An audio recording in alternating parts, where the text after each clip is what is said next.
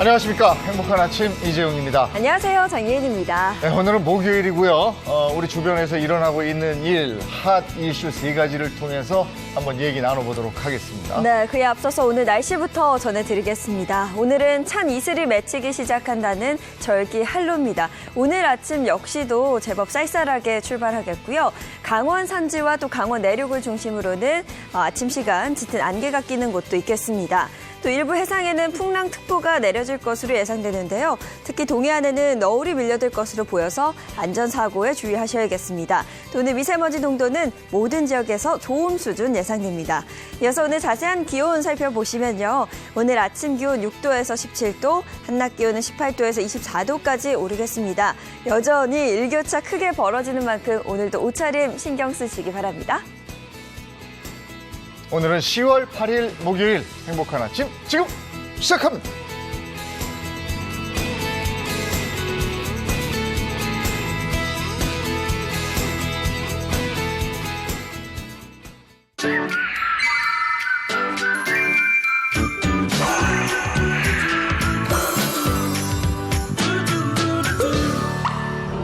모든 백성이 문자를 읽고 쓰는 나라 왜 안 된단 말인가? 새 문자는 무조건 간단하고 쉬워야 해. 글자가 많으면 하루하루 먹고 살기도 벅찬 백성들이 언제 배워서 쓰겠는가?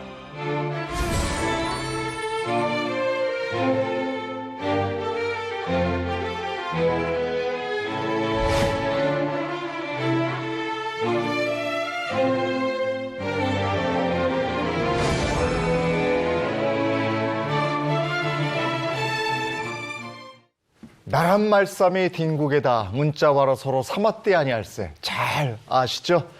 내일이 휴일인데 왜 쉬는 날인지 알고 계십니까? 예, 바로 574도를 맞는 한글날이기 때문입니다. 오늘 한글날에 대한 얘기 먼저 나누도록 하죠.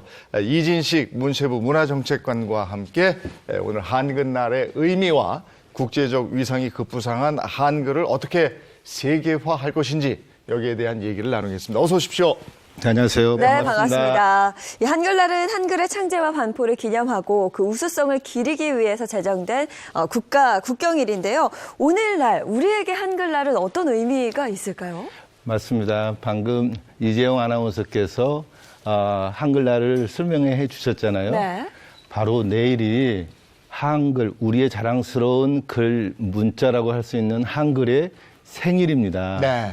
그래서 대한민국에서 유일하게 우리가 쓰고 있는 이 한글이 전 세계의 사람들로부터 사랑을 받아야 하는 날이기도 합니다. 그래서 훈민정음은 세계에서 보기 드문 독창적이고 과학적인 문자라고 인정을 받고 있습니다. 많은 분들이 언어학자들도 그렇게 인정을 해주고 계시고요.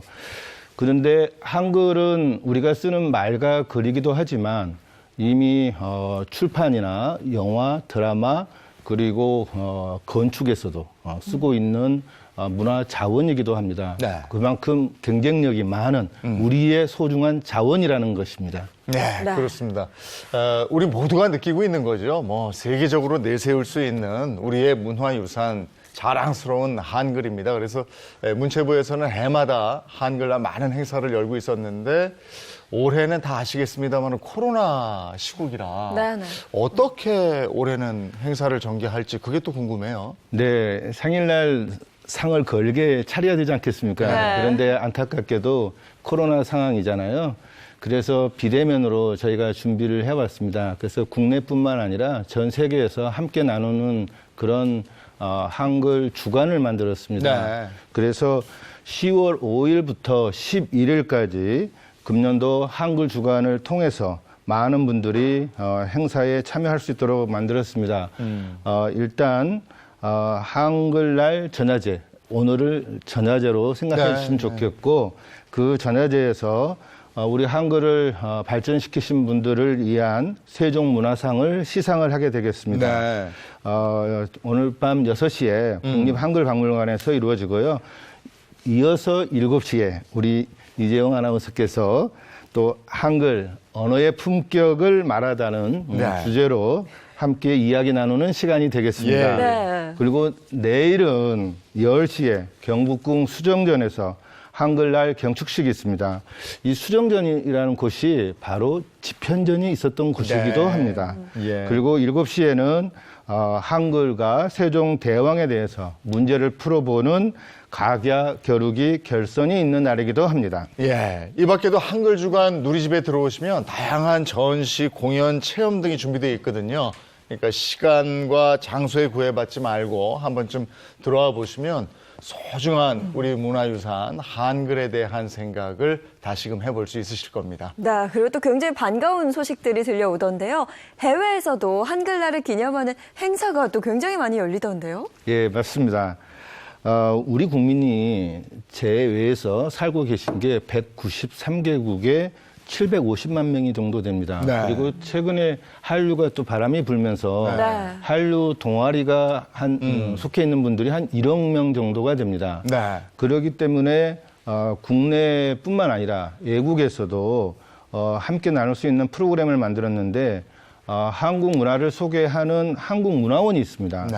그 47개소에서 함께 프로그램을 만들고 또 한글을 가르치는 세종학당 134개소에서 우리 말에 대해서 쓰기와 말하기 그리고 전통 놀이를 함께 체험해보는 행사가 준비되어 있습니다. 그런데 해외에서 한국어에 대한 인기가 굉장히 많던데요. 지금 한글과 한국어를 쓰는 사람들이 지금 한 7,700만 명, 네. 전 세계적으로 14위입니다. 예. 우리나라가 국가 경쟁력 GNP로 한 11위 정도 되거든요. 네. 그러면 언어와 경제력이 함께 지금 가고 있다고 생각해 네. 주시면 좋겠고요. 이런 상황에서 금년 7월 인도에서 자기들 학생들 정규 교육 과정에서 한국어를 제2 외국어로 선택을 예. 했다는 겁니다. 예. 인도뿐만 아닙니다. 네. 네. 9월에 러시아에서도 동일한 선택을 해 주셨습니다. 이게 한국어 확산이 이렇게 쫙 세계적으로 퍼져가는 것에 한 몫을 담당하는 게 또 한류 아니겠습니까? 그렇습니다. 그러니까 뭐 어디 저 뉴스나 해외 프로그램 같은 거 보면 우리 가요를 우리말로 막 따라 부르는 거 보면 야 기분 좋고 그렇더라고요. 신기하죠. 네. 예. 여기에 발맞춰서 한글 확산, 세계적으로 좀 확산하기 위한 어떤 대안은 뭐가 있겠습니까? 네, 그렇습니다. 저희가 세종학당을 전 세계에 네. 지금 많이 만들어 나가고 있습니다. 올해까지 76개국 213개소를 개설했습니다. 21세기는 문화의 세기고 아시아 세기라고 합니다. 그래서 저희는 더욱더 한국어를 전 세계에 보급 확산하고자 2022년까지 270개소로 만들어 나갈 것입니다. 네. 그러기 위해서는 좋은 선생님과 좋은 교육 프로그램 그리고 교재를 개발해서 더욱더 많은 분들이 현장에서 그리고 온라인을 통해서 접할 수 있도록 준비를 하고 있습니다. 네, 한국어 확산 굉장히 중요한데 사실 그보다 더 중요하다고 느껴지는 건 우리말을 제대로 지켜내는 게 아닌가 싶은 네. 생각도 듭니다. 요즘에는 뭐 워낙 줄임말이나 외래어가 넘치고 맞아요. 있어서요. 네, 이에 대해서 문화체육관광부는 어떤 대처를 하고 있나요? 네, 굉장히 중요한 지적을 해주셨습니다. 언어라는 것은 문화의 뿌리이기도 합니다. 또 개인적으로는 그 사람의 품격이기도 합니다. 네. 그래서 좋은 말을 쓴다는 것은 상대를 위한 배려이기도 합니다. 네. 그래서 무분별하게 외국어나 또 외래어 줄임말을 쓰는 것은 한 번 더 자신을 위해서 또 상대를 위해서 한번 생각을 해보시는 것이 좋을 것 같습니다. 그러기 위해서 먼저 정부와 지자체, 공공기관이 쉬운 언어를 써야 되지 않겠습니까? 네. 그래야 우리 국민들이 쉽게 이해할 수 있고 함께 정책을 동참할 수 있을 것이고요. 그리고 또 중요한 존재가 있습니다. 바로 방송과 신문. 예. 특히 채널A가 매우 중요하지 않겠습니까? 네. 그래서 언론들이 함께 동참해 주시면 고맙겠습니다. 그리고 이를 위해서 세상이 지금 빨리 변하고 있기 때문에 새로운 외국어들이 들어오게 될 수밖에 없는 상황입니다. 네. 그렇기 위해서 쉬운 우리말로 전환을 하기 위해서 네. 문화체육관광부 국립국어원이 있습니다. 네. 3일 안에 따끈따끈한 새로운 말을 만들어 네. 놓을 테니까 네. 함께 좀 사용해 주셔서 좋겠습니다. 이런 게 그런 거예요. 우리가 학교 다닐 때 왜 너 무슨 서클에 들었니? 요즘엔 동아리라고 동아리죠. 자연스럽게 쓴다고요. 그리고 네티즌이 어쩌고 네, 네. 요즘엔 누리꾼이라고 누리꾼. 얘기하죠. 맞습니다. 이런 것들이 우리가 우리말로화하는 우리말로 바꾸는 작업들이죠. 자, 덧붙여서 하실 말씀이 있으면 좀 해주시겠습니까? 최근에 우리가 한류에 열광을 하고 있지 않습니까? 기생충이나 또 BTS에 대해서 우리가 자랑스럽게 하고 우리 국민이 한글과 한국어에 대해서 얼마나 자랑스러워하는지 아세요? 98.2% 정도. 우리가 그럼요? 이렇게 자랑스럽게 예. 생각을 하고 있습니다. 예. 근데 정작 표현을 할 때는 외래어를 많이 섞어 쓴다는 거죠. 그래서 저희는 지금 국내에 다문화 가정들이 많이 생기고 있고 네. 그 아이들이 또 성장을 하고 있지 않습니까? 해외에는 우리 국민들이 또 함께 하고 있고 이분들이 함께 할 수 있게 좋은 문화를 또 좋은 언어를 한글을 통해서 전 세계에 유통시키고 확산시켜야 되겠습니다. 코로나19 상황입니다. 문화예술 창작 활동은 계속 되어져야 됩니다. 그 본질 속에 한글이 들어있습니다. 이 한글이 우리의 귀중한 문화자산이고 전 세계 사람들이 한국어를 사용하는 그날을 위하여 우리가 더욱더 정진했으면 좋겠습니다. 국민 여러분이 정말 주인공입니다. 예, 고맙습니다. 이진식 문체부 문화정책관과 얘기 나눴습니다. 고맙습니다. 고맙습니다. 요즘에 장 보러 가봤어요? 저는 가죠. 요즘에 장 보러 가면 제법 비싸요. 장바구니 물가가 네, 네. 굉장히 많이 올랐습니다. 네. 여러분들 아시겠지만 코로나19 있었죠. 기나긴 장마 있었죠. 거기다 태풍까지 겹치면서 주부님들 장 볼 때 고민이 또 이만저만이 아니라고 하시더라고요. 그래서 저희가 농축산물 구입하실 때 좀 이렇게 알뜰하게 구입할 수 있는 요령이 뭐가 있는지 화면을 통해 준비를 해봤습니다. 보시죠. 가을은 참 예쁘다. 천고마비의 계절. 추석도 끝나고 벌써 하늘이 높고 말이 살찌는 계절이구나. 바람을 친구가 1, 10, 100, 1000, 만. 행복마트 8만원, 정육점 4만원, 과일 3만원? 언제 그렇게 다 썼지?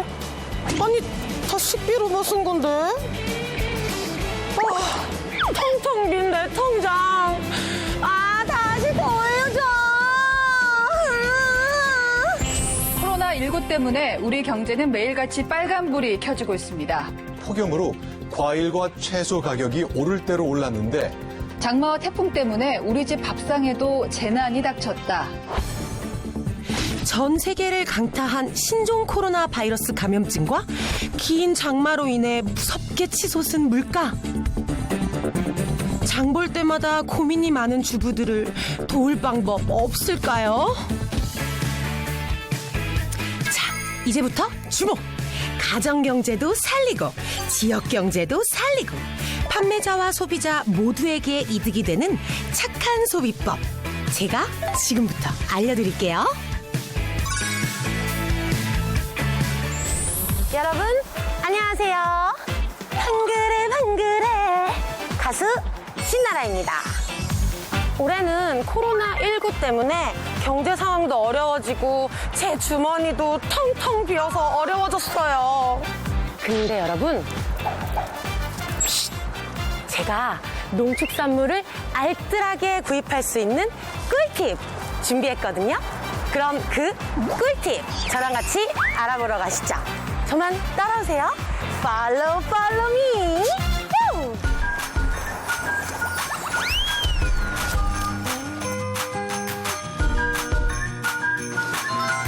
시민들의 발걸음이 이어지고 있는 서울의 한 생협 판매장. 안심하고 먹을 수 있는 친환경 농산물과 산지에서 보낸 채소, 신선하게 보관된 축산물 등 다양한 먹거리가 눈을 사로잡는데요. 이렇게 먹기 좋게 소포장돼 있고 지역 특산물들을 바로바로 구입할 수 있어서 정말 신선하고 오늘 장바구니가 진짜 무거워지겠는데요? 이것도 맛있을 것 같고 저것도 맛있을 것 같아서 신나게 골라 담다 보니 어느새 장바구니가 한가득. 아니 언제 이렇게 많이 샀지? 이걸로 결제해 주세요. 제로페이를 안 하시고 카드로 하시겠어요? 제로페이요? 수수료 부담 없는 모바일 간편 결제 시스템 제로페이를 사용하면 농축산물을 저렴하게 살 수 있다? 제로페이 가맹점에서 국내산 농축산물을 사면 구입액의 20%를 할인받을 수 있는 대한민국 농아갑시다 캠페인. 요새 부쩍 높아진 물가 때문에 장 볼 때마다 구매를 망설이던 주부들에게 희소식이 아닐 수 없는데요. 최근에 노말 이벤트까지 있다고 그래서 이거는 또 한 뭐 20%가 다시 페이백 되는 걸로 그렇게 들어서 너무 이렇게 선물 받은 것처럼 감사했어요. 12개 온라인몰과 오프라인 가맹점에서 이용할 수 있는 농축산물 소비 쿠폰. 우선 농알 쿠폰 결제 앱을 열어서 매장 바코드를 찍어주세요. 차주 수요일이 되면 결제한 금액에 해당되는 농알 쿠폰 핀번호가 핸드폰으로 전송됩니다. 결제 앱에 핀번호를 등록하면 농알 쿠폰이 발행되는데 그걸 다음에 결제할 때 사용해서 금액을 할인받으시면 됩니다. 여러분 이거 보세요. 저 아주 알뜰하게 크게 장 봐서 마음이 아주 뿌듯합니다. 여러분들도 가족 경제, 기업 경제 살리는 대한민국 농알 갑시다 캠페인 모두 꼭 함께 해주세요. 그럼 지금까지 한 그릇 한 그릇 심쿵심쿵 신나라였습니다.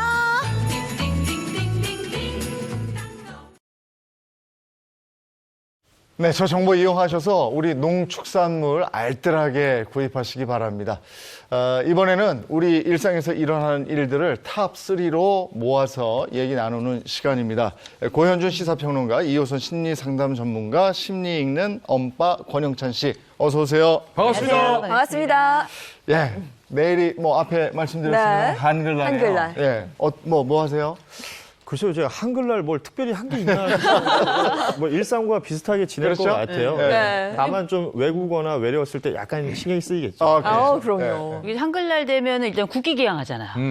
이제 국기개양을 이제 할 때 그전에는 몇 센치를 올려야 되나 내려야 되나 이런 걸 잘 몰랐는데 그냥 국기개양은 하면 된다는 거. 그리고 이제 이때 한글날 되면 우리가 왜 신조어 외래어 뭐 줄임말 안 쓰려고 하는데 왜 굳이 왜 송창식 씨의 가나다라 이런 거나 육각수의 흥보가 기가 막히고 이런 거 자꾸 듣게 되잖아요. 의식화하는 것도 되게 중요한 것 같아요. 저는 좀 두 분한테 실망인 게 한글날 그렇게 보내면 안 돼요. 왜냐면 저는 10살, 7살 두 아들이 있어야 되니까 뭐 제가 그랬다는 게 아니라 두 아들 때문에 국립한글박물관에 제가 일단 가서 예약을 하고 그리고 한글이 어떻게 창제됐는지 세종대왕의 흔적부터 얘기를 해서 안 해주면 요즘에 애들이 공부를 안 해서 또 이게 비대면이잖아요. 그래서 아빠인 제가 직접 자료를 다 찾아야 되니까 여러분도 혹시 한번 교육받고 싶으면 저한테 오세요. 무료로 해드릴게요.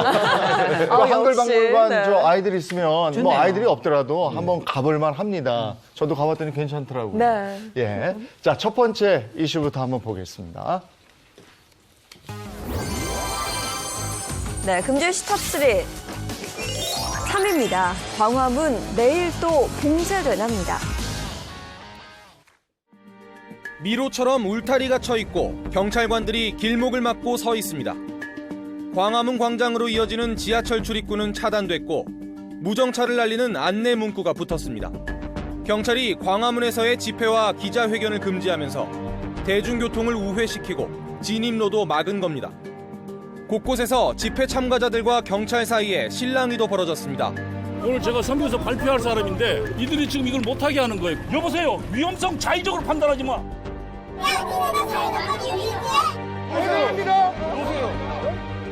현장을 촬영하던 취재진도 봉변을 당했습니다. 찍지 마! 하지 말라 했잖아! 내 얼굴을 찍지 마요! 폭행하지 마세요! 파리로 비대위는 오는 9일 한글날과 10일에도 집회를 강행하겠다고 밝혔습니다.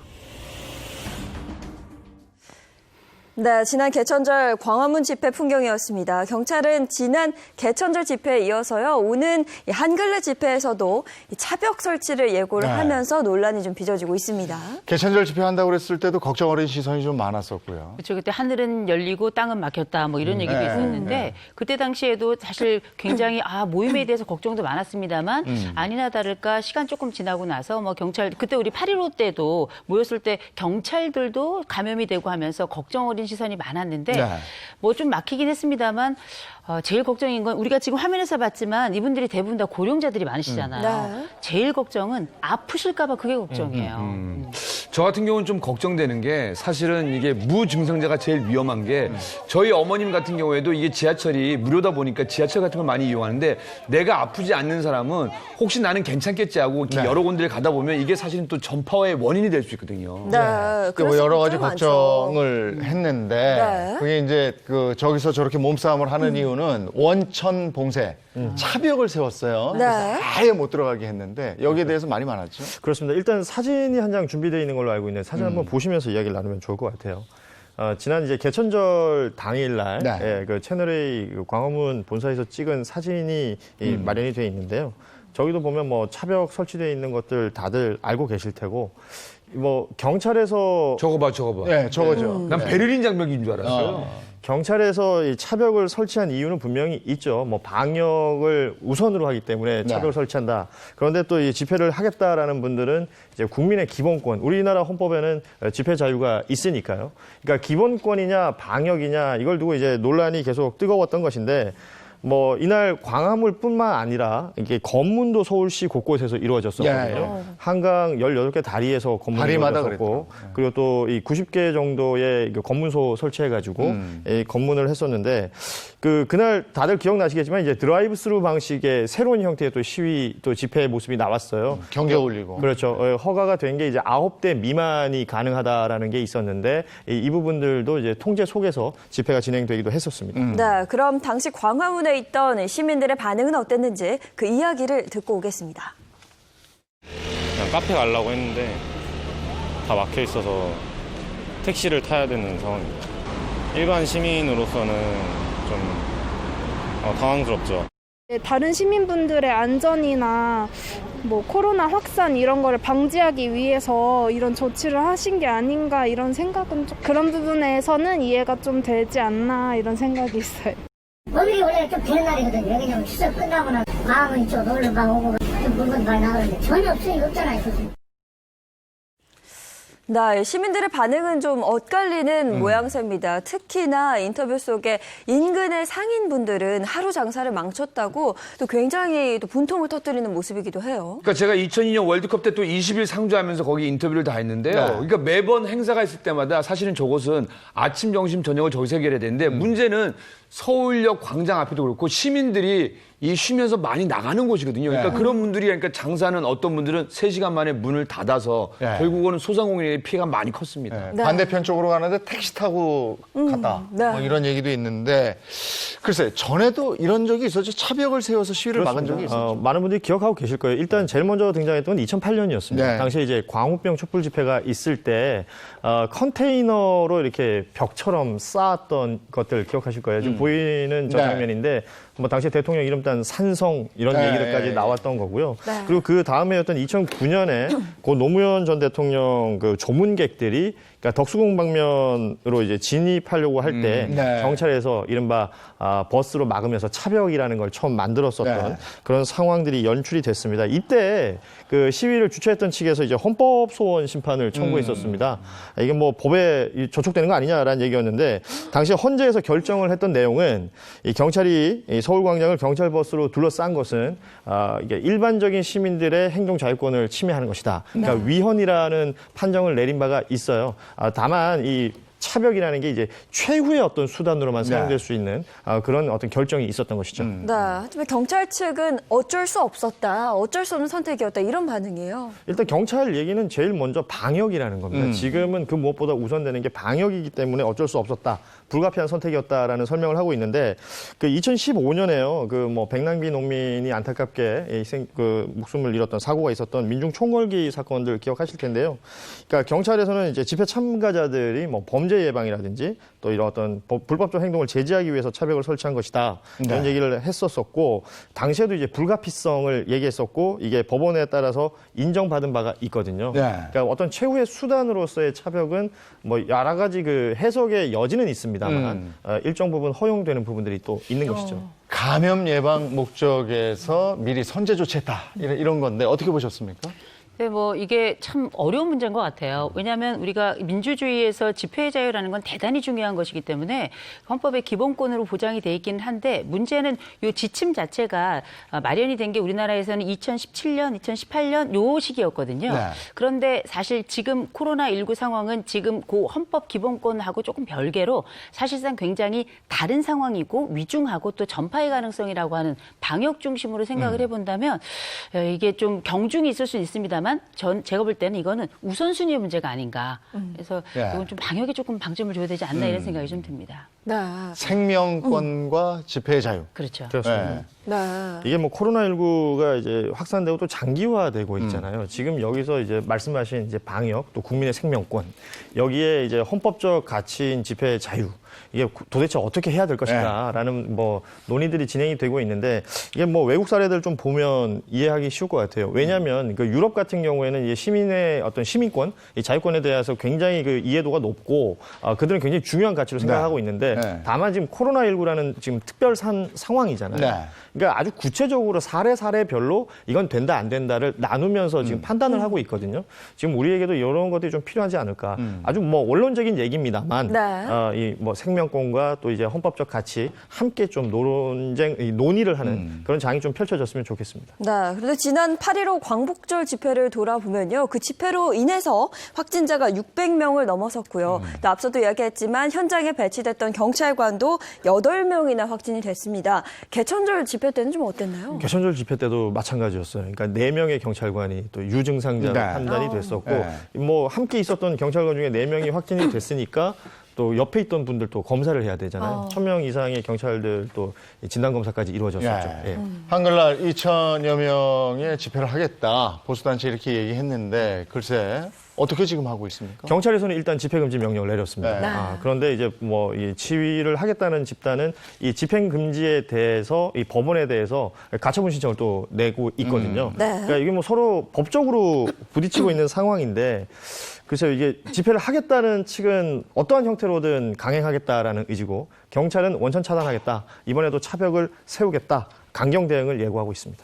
차벽이 설치될 가능성이 굉장히 높은 거예요. 경찰에서는 이미 차벽 설치하겠다고 공언을 했어요. 뭐 계속해서 공간에 사람들이 모이는 것을 원천적으로 막겠다라는 의지겠죠. 차벽 설치에 대한 여론이 어때요? 시민들의 생각은 어떤지 이 리얼미터가 전국 18세 이상 500여 명을 대상으로 조사한 결과가요. 경찰의 도심 집회 불허와 차벽 설치에 대해 코로나19 신종 코로나 바이러스 감염증 반영을 위한 불가피한 조치라는 응답이 56.4%였고요. 기본권을 과도하게 침해하는 과잉 조치라는 응답은 40.6%, 잘 모른다는 응답은 2.9%인데요. 제가 참 이 쭉 아까도 역사를 봤잖아요. 근데 시대별로 정부별로 대통령별로 다 차벽의 이유는 다른데 이걸 어떻게 생각할지는 여러분의 몫인 것 같습니다. 알겠습니다. 자, 첫 번째 이슈로 이 문제 한번 다뤄봤고요. 다음 이슈 가겠습니다. 네, 금주 이슈 탑3 2위 보겠습니다. 2위는요. 코로나19 방역 개시 260일입니다. 쇠사슬과 자물쇠를 두른 철문이 굳게 닫혀 있습니다. 부대 안에서 코로나19 집단 감염이 발생하자 외부인의 출입을 막고 있는 겁니다. 어제와 오늘 이틀 새 발생한 부대 내 누적 확진자는 모두 36명. 간부 3명과 병사 33명이 무더기로 확진됐습니다. 보건당국은 감염 경로 파악에 애를 먹고 있습니다. 해당 부대는 군 방역 지침에 따라 최근까지도 장병들의 외출과 외박을 제한해왔습니다. 현재로서는 어떤 특정할 수 있는 감염 경로는 아직까지 확인되지 않은 상황입니다. 군은 해당 부대의 병력 이동을 금지했고 간부와 가족들은 자가격리에 들어갔습니다. 해당 부대는 모든 휴가를 통제하고 포천 지역 전 부대는 외출을 통제하도록 하였습니다. 무증상자를 통한 조용한 전파 가능성이 제기되는 가운데 군과 방역당국은 추가 확진자가 나올까 봐 긴장하고 있습니다. 네, 코로나19 방역이 시작된 지 벌써 260일이 됐습니다. 아니, 그런데 요즘에 또 이제 세 자리 숫자예요. 네. 그렇습니다. 뭐, 오늘 건 아직 집계가 안 나왔고, 네. 어제 자정 기준으로 보면 114명 네. 나왔죠. 뭐, 아시는 것처럼 한 일주일 정도 두 자릿수 유지하다가 다시 세 자릿수가 됐는데, 뭐, 앞서도 전해드렸습니다만, 이제 뭐, 군부대라든지 또 의료시설, 또 요양시설 이런 곳에서 좀 소규모 집단 감염들이 나오고 있는데, 이게 결과적으로는 이제 추석 연휴가 있었기 때문에 연휴 동안 사람들 이동하고 사람들 모이고 하는 과정이 분명히 영향이 있지 않았을까 네. 이런 추측들이 가능한 것 같습니다. 네, 앞서 뭐 영상 보셨겠지만 포천에 있는 군부대에서는 이틀 새 군인 36명이 확진이 됐다는 소식을 보고 왔는데요. 근데 문제가 이 부대에 있던 군인들이 외출이나 외박이 제한된 상황이었다는 거죠. 지금 36명이라고 하셨는데 또 한 명 추가됐어요. 37명으로 또 네. 늘어났는데요. 네. 이게 5일날 집계로 지금 37명, 그러니까 36명이었는데 다시 한 명이 들어서 37명이 됐고 이 포천에 있는 부대 같은 경우에는 지금 정확하게 지금 감염원을 찾지 못하고 있습니다. 아시는 것처럼 군부대는 이제 집단 생활을 하는 곳이라 한번 퍼지면 굉장히 걱정스러운 상황이 되는데 지금 이 경기권에 있는 부대잖아요. 그러다 보니까 이제 사회적 거리두기라든지 이제 방역 지침에 따라서 뭐 외출이나 외박이 지금 제한돼 있는 부대예요. 특별한 일이 있을 때 갈 수 있는 청원 휴가를 제외하고는 모두 제한이 돼 있는데 이 부대에 있는 그 군 간부들은 아침에 출근하고 저녁에 퇴근하잖아요. 그렇죠. 이 간부 중에 한 명 확진자가 있었습니다. 처음에는 그것을 의심을 하고 역학 조사를 펼쳤었는데 지금 외출 외박은 제한돼 있지만 또 면회는 제한이 안 돼 있다고요. 그러다 보니까 또 외부 인원들이 또 들어올 수 있는 과정들도 있고 역학 조사는 계속해서 진행이 되고 있다고 합니다. 추석 연휴 귀성객 감염 이 부분도 많이 긴장하고 걱정하고 이랬었는데 그 우려가 현실이 됐다. 전북 정읍에서 이런 일이 있다 이거예요.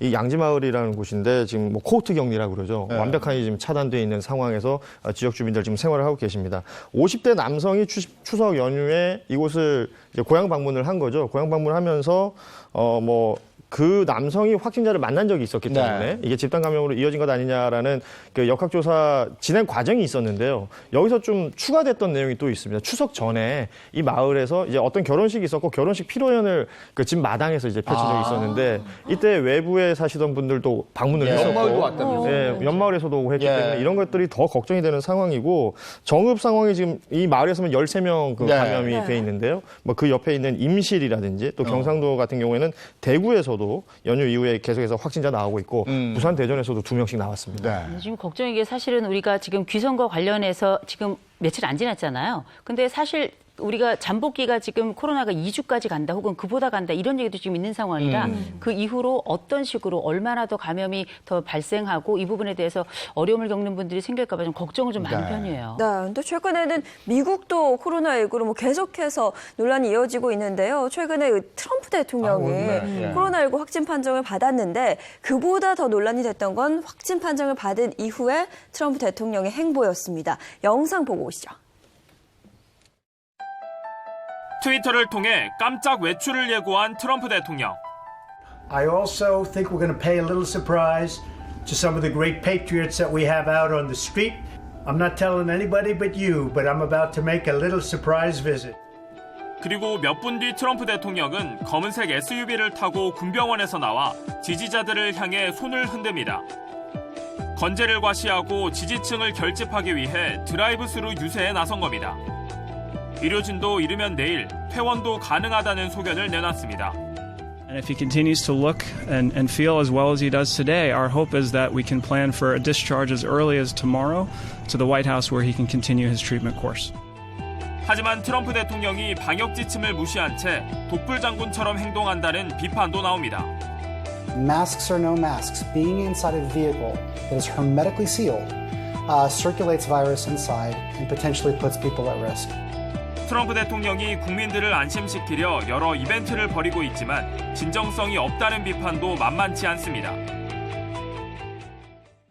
근데 참 특이해요.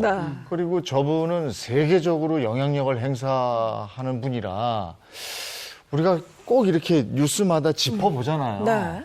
근데 코로나 걸렸다는데 하루 이틀 사흘 나흘 만에 퇴원했죠? 그 외출했죠? 네.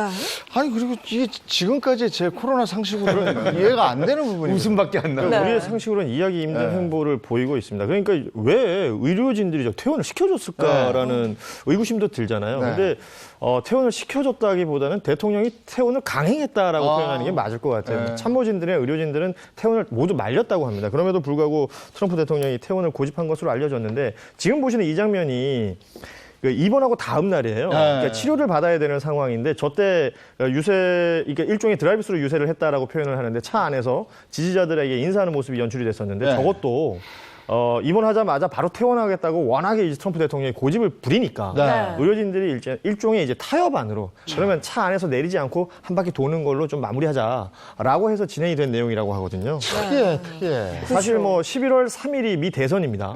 아직 한 달도 이제는 남지 않았는데 그러다가 보니까 민주당이 바이든 후보하고 트럼프 대통령하고 여론조사 결과 보면 한 10%포인트 정도 격차 벌어지고 있거든요. 그러다 보니까 이제 트럼프 대통령이 좀 마음이 급했던 것 아닌가 이런 분석들이 나오고 있습니다. 그리고 또 무슨 벌써 항체가 생겼다 이런 얘기도 하더라고요. 그러니까 참 특이한데 또 이런 말을 하게 됩니다. 독감보다 코로나19가 덜 치명적이다. 그러면서 논란이 또 됐어요. 그러니까 벌써 항체가 생겼다고 그러니까 그렇다면 트럼프가 코로나에 걸린 시기가 그렇죠. 이게 맞는 거냐 이런 얘기도 나오잖아요. 그 대법관 한 명 임명하던 자리가 있었어요. 그 자리에 뭐 있었던 사람들 마스크 안 쓰고 있고 대통령뿐만 아니라 여러 참모진들이 있는데 거기서만 지금 확진된 사람이 여러 명 나오고 있거든요. 그러다 보니까 뭐 계속해서 이 트럼프 대통령이 있는 백악관 혹은 또 오늘 보도 나온 거 보니까 이제 미 국무부죠. 펜타곤에서도 확진자 나왔다 그럽니다. 미국 권력의 중심인 백악관이나 뭐 이게 펜타곤에서 확진자가 나오다 보니까 오히려 여기가 코로나 온상되는 것 아니냐. 이런 평가들도 나오고 있고 트럼프 대통령 같은 경우에 저 그 앞서 얘기했던 독감으로 매해 뭐 10만 명씩 사망한다. 그러니까 코로나19가 독감보다 훨씬 덜 해롭다. 뭐 이런 식의 발언이 논란이 되고 있는데 미국에서만 사망자 지금 21만 명입니다.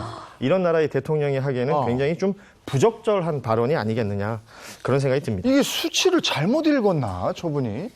잘못 읽고 일단 본인이 의사는 아니잖아요. 그리고 그다음에 전반적인 이 코로나와 관련된 여러 결과들이 명확하게 나온 게 아닌데 한 나라의 수장 더군다나 세계적으로 영향을 미치는 트럼프의 이런 발언은 대단히 전 위험하다고 생각을 하고 또 한 가지는 그럼 왜 그러겠는가? 말씀하셨던 것처럼 11월 3일이 대선이거든요. 미국 대선에서 이겨야 한다라는 게 사실 선거판 에서는 뭐 이기고 지는 게 뻔한 거니까. 그런데 중요한 건 지난번 TV 토론 때 바이든에게 사실상 졌다라고 볼 수 있기 때문에 지금 그런 상태에서 코로나도 걸렸죠. 열세에 몰린 이 트럼프가 자신의 건강도 강력하게 부각시키고 내가 아직 힘을 가지고 있고 다시금 내가 이 대선에서 이기겠다라고 하는 일종의 뭐 전사 이미지랄까요?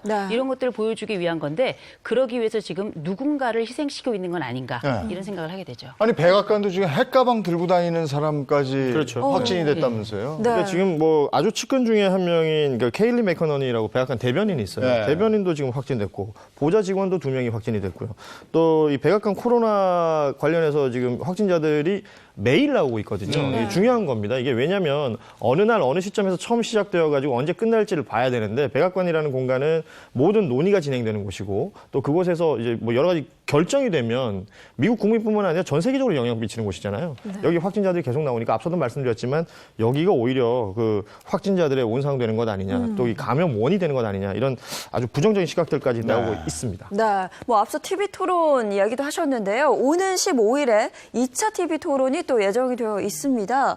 이거를 같이 할 수 있을까 뭐 이런 의견도 많아요. 그 트위터 저널리즘이라고 아시죠? 트럼프 대통령이 트윗을 워낙에 많이 하기 때문에 계속해서 트윗에는 자신은 지금 기분 좋다, 건강하다 뭐 이런 얘기를 계속하면서 이 토론회가 기대가 된다 이런 얘기를 하고 있는데 이 상대방 후보죠. 민주당의 바이든 후보 같은 경우에는 완벽하게 방역 조치 안 취해지면 토론회 하지 않겠다라는 얘기까지 오늘 했습니다. 트럼프 대통령은 하고 싶어하고 바이든은 글쎄요. 이 본인이 유리한 고지라고 생각해서 지금 토론회 좀 약간 피하는 그런 모습인데 제일 중요한 건 방역일 텐데요. 어찌됐건 지금 질병통제센터 미국 기준으로 CDC라고 하잖아요. 여기는 우리는 자가격리 14일인데 여기는 그 기준치가 10일이거든요. 만약에 확진이 끝나고 이제 완치가 됐다면 15일 날 토론회는 가능할 것 같은데 지금 기준으로서는 그렇지 않습니다. 왜냐하면 이 미 트럼프 대통령의 주치의가 트럼프 대통령을 뭐라고 지칭했냐면 환자라고 지칭을 했어요. 아직까지는 환자이기 때문에 도대체 어떻게 될 것인지 계속 지켜볼 수밖에 없을 것 같습니다. 어쨌든 저 트럼프하고 바이든 누가 뭐 승기를 잡았는지 그건 잘 모르겠습니다만 네. 어쨌든 트럼프가 좀 조급한 거 아닌가 지금 네. 조급증이 있는 거 아닌가 이런 생각은 들고요. 하여간 특이해요. 다음 이슈로 넘어가겠습니다. 네, 금주 이슈 탑3 이번에는 1위 보겠습니다. 1위는요. 테스형 세상이 왜 이래입니다.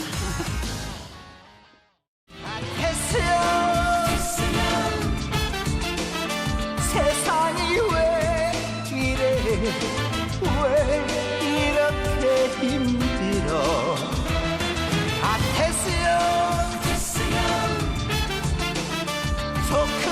소크라테스형 사랑은 또 왜 이래 저는 저 테스 형이 누군가 했어요. 네. 소크라테스 형. 아, 소크라테스구나. 맞습니다. 뭐 신비주의, 그죠? 네. 좀처럼 볼 수 없는 나훈아 씨가 지난번에 이제 TV를 통해서 모습을 드러냈는데 코로나로 힘든 국민들을 위로하기 위해서 TV에 나오게 됐다 이렇게 얘기를 했습니다. 보셨습니까? 저는 봐서 정말 감동을 받았는데요. 네. 미국에는 트럼프 스트롱맨 70대가 있다라면은 우리에게는 나훈아 선배가 있습니다. 왜냐하면 같은 70대인데 사실은 제가 친한 가수들이 되게 많거든요. 그러면 60 후반이 돼도 사실은 목소리가 잘 안 나오기 때문에 저런 콘서트를 할 수가 없는데 저 대형 콘서트에다가 또 중요한 건 이호선 박사님 얘기했는데 중간에 콘서트처럼 옷을 갈아입는 그런 것도 쇼맨식으로 보였는데 와 이거는 젊은 가수들만 가는 아이돌만 근데 70대에 저걸 했단 말이에요. 박수입니다. 와우. 저는 좋아 죽는 줄 알았어요. 정말 그 시간을 기다렸고요. 예. 그리고 사실 그 정도까지 무대를 해낼 줄 정말 몰랐고요. 예. 왜냐하면 늘 아날로그식으로 사람들을 앉혀놓고 노래를 부르던 분이 화면 앞에서 혼자 그 액션을 취하면서 연출을 한다는 건 정말 너무너무 놀라운 일이고요. 특별히 제가 이렇게 SNS에다 올린 글이 있는데 트롯세계의 마지막 야생이다. 보니까 메이크업도 안 하셨더라고요. 그 분내 가득한 요새 트롯 세상에 사실 이만한 야성이 있겠나 싶었고 오래간만에 사내를 봤네요.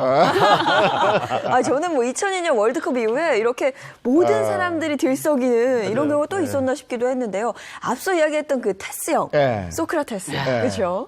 네, 맞습니다. 제가 좀 철학을 공부했어요. 박사학위 하면서. 근데 거기에서 우리가 매니 테스형 했는데 우리 나훈아 씨가 한 발 빠른 것 같습니다. 근데 이 테스형이라는 노래 있잖아요. 아버지 산소에서 쓴 테스형이라고 합니다. 뭐 가사 소크라테스를 보다 친숙하게 표현하기 위해서요. 나훈아식 명칭으로 테스형이라고 불렸습니다. 그러니까 소크라테스를 테스형이라고 부를 위인 별로 없습니다. 나훈아 씨니까 가능한 건데요. 나훈아 씨는 이 노래를 부른 뒤 테스형에게 세상이 왜 이렇고 세월은 또 왜 저러냐고 물어봤더니 테스형도 잘 모르겠는데요 하고 모른다고 얘기했다는 거 아닙니까? 이렇게 설명을 했습니다. 아이고, 하여간 나훈아 콘서트, 이거는 뭐, 많은 사람들의 관심이 집중이 됐고, 시청률도 29%나 나왔더라고요. 정말 열광적이었습니다. 그리고 노래 중간중간에 한마디씩 했어요. 나훈아 씨가 본인의 소신을 톡톡 밝혔는데, 이래서 정치권이 혼란스러워졌어요. 사실 추석이 되면 이제 추석 민심 정치권에서는 굉장히 예민할 수밖에 없는데 이번 추석 민심의 최고 위너가 바로 나훈아 씨가 아닐까 싶은데요. 그러다 보니까 여러 정치권에서 나훈아 씨 공연에 했던 발언들 두고 해석이 지금 분분한데 뭐 이런 얘기했습니다. 지금 화면에 보이시지만 그러니까 역사를 보면 왕이나 대통령이 국민 때문에 목숨 걸었다는 사람 한 사람도 본 적이 없다. 국민이 힘이 있으면 위정자가 생길 수 없습니다. 이런 얘기를 했어요. 그러니까 정치권에서 이 말을 받아가지고 서로 자기식으로 해석을 하기 시작합니다. 뭐 주영 국민의힘 원내대표 같은 경우에는 추석 전날 나훈아 씨가 우리 마음속 시원하게 대변해줬다. 국민이 힘이 있으면 위정자가 생길 수 없다라면서 이제 치켜 세우는 모양새였고 대신 이제 여권에서는요. 박수현 전 청와대 대변인 같은 경우에는 나훈아 씨는 국민들을 위로하는 말을 했는데 정치권에서 아전인수식으로 해석하고 있는 것 이런 것들이 안타깝다라는 얘기를 했습니다. 위정자라는 표현을 했잖아요. 이게 위정자를 한자를 쓰면 위하여 위자입니다. 국민을 위하는 사람들, 정치하는 사람들 이렇게 표현을 했었는데 지금 아마 나훈아 씨가 표현했던 건 이 위자가 거짓 위자가 아닐까 싶어요. 그러니까 우리가 위선이라는 얘기할 때 쓰는 그러니까 국민이 힘이 있으면 이 거짓말로 정치하는 네. 사람 있을 수 없다. 이렇게 해석하는 목소리들이 많거든요. 네. 정치인은 우리가 위정자라고 표현을 하지만 좋은 뜻으로 쓰이지는 않아요. 잘. 그러니까요. 그렇죠. 그러면 이에 대해서 나훈아 씨의 반응은 어땠나요? 공연 실황이 방송됐었고 며칠 후에 스페셜도 방송이 됐었잖아요. 네. 비하인드 스토리. 거기에 이제 잠깐 출연도 하셨고 연출하셨던 이훈희 이 KBS 제작 이본부장이 뭐 워낙 연락 많이 오나 보죠. 기자들한테. 나훈아 씨 뭐 반응 없냐고. 근데 나훈아 씨하고 연락이 안 된다고 합니다. 그리고 아무런 어떤 반응도 없고 무대 위에서 모든 걸 다 보여줬기 때문에 더 할 말이 없는 것이다. 이런 말을 했어요. 근데 이 나훈아 씨의 이 발언을 들은 국민들의 반응. 글쎄요. 제 주변은 좀 시원했다. 이런 반응들도 있던데. 근데 사실은 제 주위에도 제가 이제 개인 방송을 하면서 사실은 뭐 10,000명 이상의 분들과 소통을 매일 하는데 나훈아 씨의 노래를 듣고 피로가 싹 풀린 듯한 느낌이었다. 그렇죠? 그리고 또 여러 가지 감동적인 멘트, 근데 그걸 정치적으로 해석하지 않고요. 어려운 코로나19 시기에 국민들에게 힘을 줬다라는 생각을 많이 하시더라고요. 근데 사실 우리가 제가 이제 나훈아가 방역이다 뭐 이런 생각, 나훈아 백신 뭐 이런 게 있더라고요. 나훈아 씨 너무 좋아하는 거 아니야? 이호선 박사? 오빠. 자, 그런데 우리가 사실 나훈아 씨 생각해 보면 한국 성장 역사와 함께했던 그의 노래가들 우리에게 있었고 그렇게 성장의 주역을 담당했던 분들의 가슴 속에 있는 그 나훈아가 이번에 다시 재등장을 한 거거든요. 이건 사실 굉장히 전 의미 있다고 봤고 실제 딱 등장을 했는데 몸도 너무 좋으신 거예요. 관리의 아이콘이구나. 그게 어쩌면 우리 속에 살아있는 영원한 마음 대통령으로서 역할을 하면서 이 시대에 그분의 말이 의미가 있는 건 우리의 역사와 기억과 그리고 지금의 노화의 아름다움을 그분이 몸과 또 말로 다 보여주셨기 때문에 그런 게 아닌가 이런 생각이 들고요. 또 제가 가장 놀랐던 것 중에 하나는 이분이 오래간만에 딱 들어오셨는데 이 오래된 이 팬의 심장이 다시 뛰더라는 거죠. 그래서 어쩌면 우리가 21세기에 코로나 시고 가장 어려운 시기라고 하지만 나훈아 씨가 했던 그 역할은 시대를 일으키는 역할이 아닌가 이런 생각을 해봅니다. 기존의 팬분들뿐만 아니라 이제 젊은 세대들도 나훈아 씨한테 열광했어요. 이번 추석에 나훈아 씨 공연 보면서 오히려 세대 통합이 된 거잖아요. 저희 집에서도 뭐 아이들부터 중장년 또 저희 부모님들까지 똑같이 보면서 이야 나훈아 계속 그 얘기를 하고 있었어요. 두 분이 너무 빠져갖고 끝나고 나랑 상담 좀 받고 너무 빠졌어. 정말 그 카리스마가 여전하시더라고요. 근데 나훈아 씨 같은 경우는 평소에도 본인의 이런 소신을 굽히지 않는 그런 분으로 많은 분들이 기억하시던데요. 뭐 유명한 일화들 많죠. 특히 뭐 2018년에 있었던 김정은 국무위원장 이제 만났을 때 이제 나훈아 씨한테 이제 특별 공연 같은 게 얘기가 들어갔었나 봐요. 표면적으로는 뭐 일정이 되지 않는다라고 해서 참여를 하지 않았다고 하는데 이 얘기가 그냥 단순히 그렇게만 읽히지 않는 게 과거에 삼성 이건희 회장 측에서 나훈아 씨를 불러서 공연 좀 해달라 이런 얘기를 했었는데 사실 뭐 이렇게 재벌가의 좀 프라이빗한 공간에서 공연하면 돈이 엄청나게 생긴다고 합니다. 그런데 나훈아 씨가 이때 했던 발언이 굉장히 멋있어요. 내 공연을 보기 위해서 표를 산 사람들 앞에서만 공연한다. 내 공연이 보고 싶다는 표를 사서 공연장을 오면 될 일이다. 이런 말 멋있잖아요.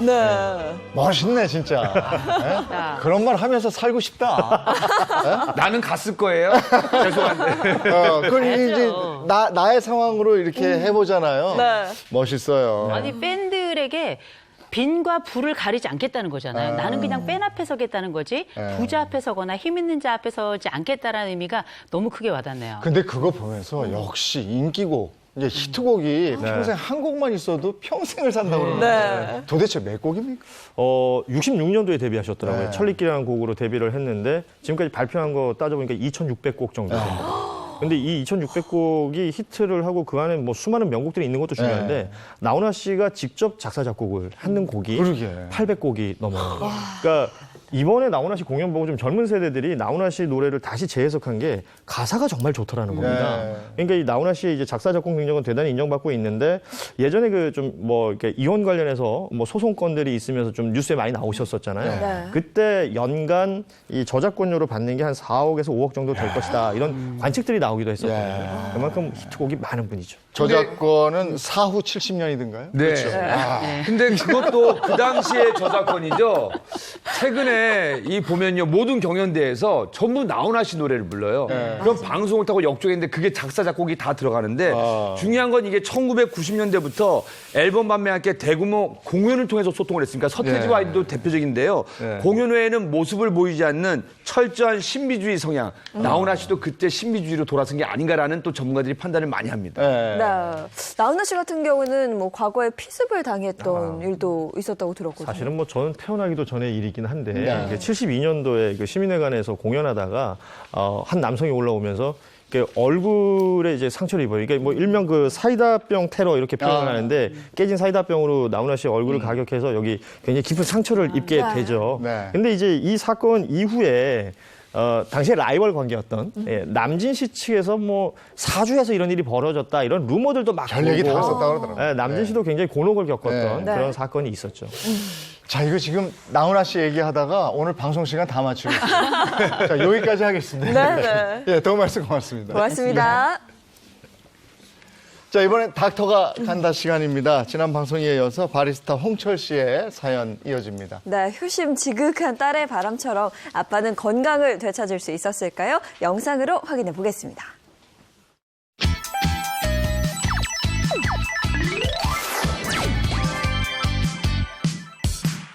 국민건강 프로젝트 닥터가 간다! 여긴 것 같아요. 깜짝 놀라셨어요, 지금. 눈 보셨죠? 홍철희 씨를 찾았습니다.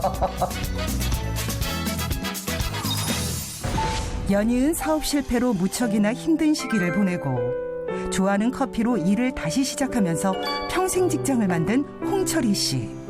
어느새 중학생 아들과 초등학생 딸을 둔 가장으로 누구보다 열심히 일을 하고 있는데요. 코로나19 때문에 사실 매출이 좀 줄은 상황이라 지원이나 알바를 쓰기에는 조금 부담이 되거든요. 제가 조금 더 움직이고 조금 더 많이 만들고 하면 되는 거라서 그냥 혼자 운영을 하고 있습니다. 비록 작은 카페지만 혼자 일하는 게 결코 쉽지만은 않고 결국 몸 여기저기서 보내오는 나쁜 신호들은 자꾸 늘어만 갑니다. 자기 관리가 사실 잘 안 된 것 같습니다. 바쁜 일과들에 쫓기다 보니까 제가 매일 먹는 약인데요. 혈압약, 고지혈증약, 그다음에 물 관절 소염제, 진통제 뭐 이런 것들이 있어요. 약 힘으로 버티고 있습니다. 닥터가 간다 현장 진단이 시작되고 과연 그의 현재 상태는 어떨까요? 몇 가지 부분에서 상당히 걱정이 좀 되는 점이 있습니다. 종합병원일 가능성이 많을 것 같습니다. 이때까지 우선 겁이 납니다. 겁나죠? 예, 겁이 나고요. 사실 좀 무섭네요, 지금. 늦은 밤 퇴근을 하고 집에 도착한 홍철희 씨. 오늘 어땠어요? 오늘 하루도 그냥 서 있어가지고 어깨 계속 아프고. 죽겠다. 오늘 다리가 엄청 또 부었네.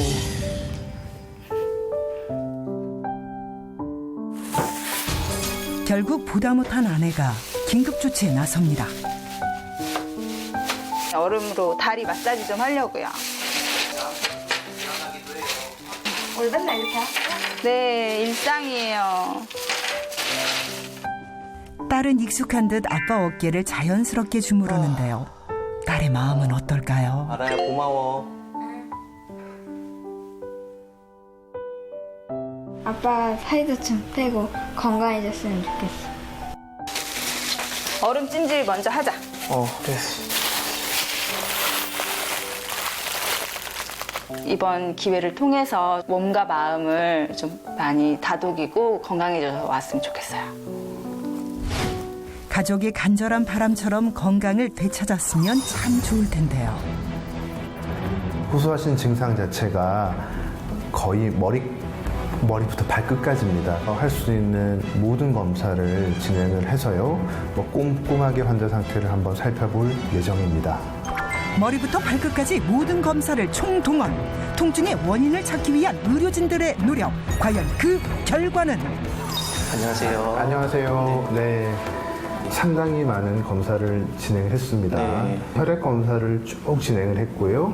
그 불편하셨던 뭐 허리, 어깨, 손, 무릎에 대해서도 저희가 영상 검사를 진행했습니다. 과거 심한 허리 디스크로 고생을 했던 홍철희 씨. 허리 쪽 5번, 6번이 좀 디스크가 터진 상태에서 장기간 방치가 돼서 터진 상태의 디스크가 이제 딱딱하게 골아가 돼 있는 상태입니다. 네. 아직까지 뭐 이제 디스크가 터져서 굳어 있기는 하나 그 신경학적 증상이라든지 통증이 아주 심각한 상태는 아니기 때문에 우리 이렇게 보존적 치료 일단은 시술로서 조금 불편한 것들을 저희가 이렇게 조절을 했습니다. 이제 어깨 같은 경우에도 그렇다면 늘 무겁고 아팠던 어깨는 어떨까요? 심각하게 인대가 끊어지거나 파열된 것들은 아니기 때문에 외과적 처치는 지금 당장은 굳이 필요 없으실 것 같고요. 우리 일상생활에서의 스트레칭, 운동, 그다음에 관리법들은 또 문의치료실에서 한 번 더 설명드리도록 하겠습니다. 콩팥 신장염이 있으셨다라고 얘기를 주셨지 않습니까? 그래서 저희가 복부 CT도 찍고 또 신장기능 검사를 쭉 진행을 했습니다. 혹시 신장 이상 때문에 다리 통증과 부종이 생긴 건 아닐까요? 엄청 또 부었네. 생각했던 것보다는 좋으십니다. 다행이네요. 걱정을 좀 많이 했었거든요. 아직 신장 기능에는 지금 현재까지는 큰 문제는 없으실 것 같기 때문에 다소 체중을 조금 줄이시는 게 필요할 것 같고요. 이제 더불어서 이제 각종 근력 운동들을 통해서 조금 더 예방이랄까요? 이런 것들을 가져가시는 게 좋지 않을까 싶습니다. 이 계기가 아니었다면 사실은 더 나아가서 더 심해져서 병원에 오지 않았을까 생각을 해요. 고민 많이 했지만은 후회 없는 결정이라고 생각을 합니다. 오랫동안 방치했던 허리 디스크 치료는 주사 시술로 이루어졌는데요. 괜찮으시죠? 좀 뻐근하세요? 수술을 고민하고 있더라도 이런 치료를 해서 꽤 많이 효과가 볼 수 있기 때문에 거의 모든 환자들이 이런 치료를 거치게 됩니다. 검사상에 큰 문제는 없었지만 통증이 계속됐던 어깨와 다리는 맞춤형 물리치료로 보완했습니다. 여기서 잠깐 어깨 통증 완화 운동법 시청자 여러분들도 따라해보세요. 양팔을 벌려주시면서 등을 펴주시고 등을 필 때 허리가 꺾이지 않게 허리를 잡아주시고 등을 피면서 고개를 들어주시면 됩니다.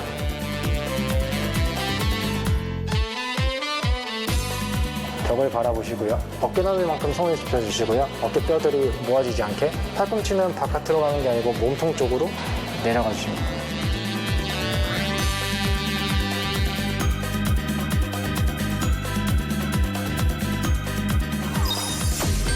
이번에는 무릎 통증 완화 운동법 함께 따라해보세요. 내 손 끝이 이 발 앞에 닿을 수 있도록 상체를 숙여주시면 됩니다. 하시는 동안에는 허리가 굽혀지지 않게 허리랑 등을 펴주신 상태로 골반을, 이 고관절을 움직인다 생각하시고 해주시면 됩니다. 벽을 보고 푸신 상태에서 아프신 발 반대쪽 손을 벽에 대주시고요. 아픈 무릎 쪽을 굽혀서 10초 동안 스트레칭 해주시면 됩니다. 하실 때 허리가 꺾이지 않게 허리 잡아주시고 유지해주시면 됩니다.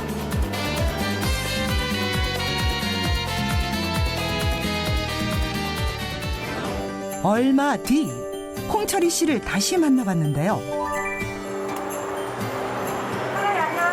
네, 안녕하세요. 네. 잘 지내셨어요? 예, 덕분에 잘 지내고 있습니다. 몸은 좀 어떠세요? 굉장히 좋아졌어요. 다리 붓기도 많이 빠지고. 그렇다면 실제 모습을 통해 직접 확인해 볼까요? 불과 얼마 전 치료를 받기 전 모습인데요. 다리가 엄청 또 부었네. 하지만 치료를 받은 후 힘들어하는 모습은 전혀 찾아볼 수 없습니다. 약이랑 이렇게 압박 스타킹 처방을 받아가지고 허리도 괜찮고요. 관절 부위 이렇게 염증이 있었던 거랑 통증이 있었던 게 확실히 많이 줄었어요. 과거 허리 디스크를 방치해서 생긴 허리 통증부터 손목과 어깨까지 이어진 통증. 하지만 이젠 통증이 사라지고 물건 옮기기도 한결 수월해졌는데요. 두 박스도 거뜬히 성공! 확 달라진 모습 확인되셨죠? 검사를 다 받아보고 그래도 다행히도 크지 않은 증상들이기 때문에 앞으로도 운동도 하고요. 체중 감소 노력할 예정입니다. 행복한 아침 시청자 여러분, 여러분들도 건강 잘 챙기세요. 저도 건강 챙길게요. 닥터가 간다. 화이팅!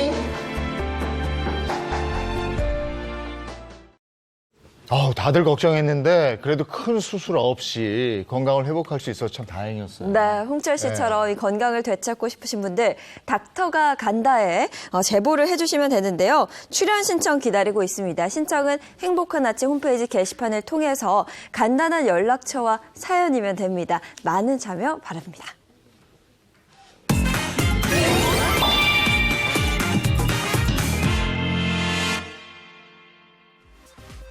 요즘 KBO 리그가 한창이죠. 한국야구 명예전당 건립과 관련한 소식이 있는데요. 부산 기장군 오규석 군수가 어제 정운찬 KBO 총재를 만나 한국야구 명예전당 건립 이행을 촉구한 뒤 야구회관 앞에서 1인 시위를 벌였습니다. 기장군과 KBO는 2014년 기장군의 명예전당을 건립하기로 협약했지만 운영비 문제와 KBO 총재 교체 등으로 실시 설계 용역이 중지되는 등 현재 어려움을 겪고 있습니다. 다음 소식입니다. 한국보훈복지의료공단이 어제 중앙보훈병원에서 첨단 로봇 의조 국산화 개발 시연회를 열었습니다. 이번 시연회에서는 다리에 장애가 있는 국가유공자 2명이 국산화 인증 시험 중인 로봇 의족을 착용한 채 평지와 경사로 등에서 보행 시범을 보였습니다. 기존보다 크기와 무게를 10% 이상 줄인 이 로봇 의족은 11월 국가유공자 5명에게 시범 공급될 예정입니다. 다음 소식입니다. 영주 풍기 인삼축제가 내일부터 오는 18일까지 온라인에서 열립니다. 인삼아가씨가 유튜브로 지역의 맛집과 관광지를 소개하고 인삼 제품 판촉 라이브 방송도 진행합니다. 이 밖에 영주 무섬 외다리나무 축제가 10일부터 이틀간 온라인으로 열리고요. 10월 24일부터 11월 1일까지 온라인으로 여는 사과축제는 부석면 일원에 소규모 판매장과 홍보관을 설치해 영주 사과 품질을 알릴 예정입니다.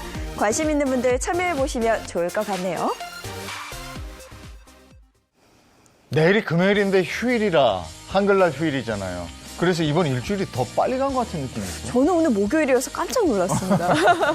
많은 분들 오늘 잘 보내시고요. 저희는 내일 아침 8시 더 알찬 소식으로 돌아오겠습니다. 행복한 아침, 행복한 하루 되십시오. 고맙습니다. 고맙습니다.